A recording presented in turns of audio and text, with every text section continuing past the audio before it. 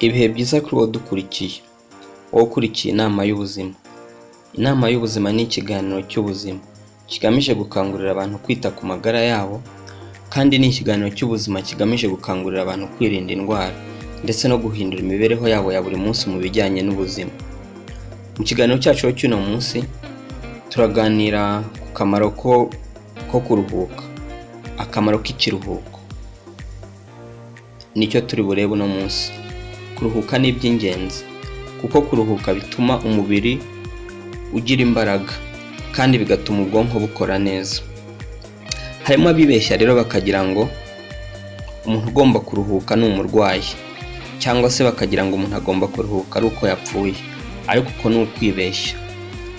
Kuko umuntu ugomba kuruhuka ni umuntu muzima, ni umuntu uba wakoze.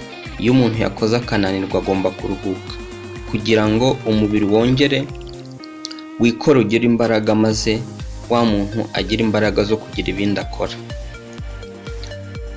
Bimwe rero mu bintu by'ingenzi, bimwe mu kamaro ko kuruhuka ni uko kuruhuka bishobora kugabanya stress, kandi kuruhuka bishobora gutuma umuntu adakunda kugira ubwoba cyane, ndetse kuruhuka bishobora gutuma umuntu agira mood nziza, umuntu akajya ahora ari umuntu w'ibyishimo, ari umuntu ufite ibitekerezo bizima, ibitekerezo byubaka, ari umuntu utakunda kugira umujinya igihe cyose.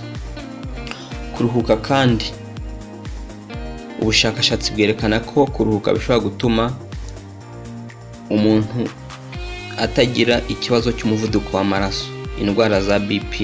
Kuruhuka rero bishobora kugabanya umuvuduko w'amaraso mu gihe ufite icyo kibazo. Kandi kuruhuka byongera ubudahangarwa, bityo bigatuma umubiri wawe ushobora kwirinda indwara ndetse ukanikingira, bigatuma abasirikare b'umubiri wawe bagira imbaraga zo kurwanya uburwayi bushoboka ari bwo bwose. Kuruhuka nanone bituma igice cy'umutima gitera neza ndetse umutima wawe ugakora neza. Kandi kuruhuka bituma umuntu agira ibitekerezo bizima, agatekereza neza, ndetse kandi kuruhuka bituma umuntu agira imigambi myiza, imigambi yo kumuteza imbere kandi igateza imbere n'abandi.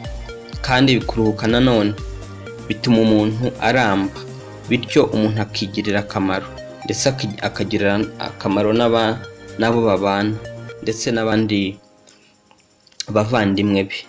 Kutaruhuka rero nabyo bifite ingaruka. Kutaruhuka byonona ubwonko, kandi kutaruhuka bituma umuntu ahorana umujinya, bityo bigatuma umuntu adakora neza. Ni byiza rero ko turuhuka, kandi kuruhuka tukabiha igihe gihagije. Kandi kutaruhuka bishobora gutuma umuntu arwara, umuntu agahorana fatigue ya buri munsi idashira. Ni byiza rero ko kuruhuka tubiha umwanya uhagije. Umwanya wo kuruhuka ukaba ari wo kuruhuka, ndetse n'umwanya wo gukora ukaba ari wo gukora. Murakoze rero mwebwe mukomeje gukurikirana ibiganiro byacu. Ibiganiro by'inama y'ubuzima ni ibiganiro bigamije guhindura imibereho y'abantu mu bijyanye n'amagara yabo. Murakoze, mugire ibihe byiza.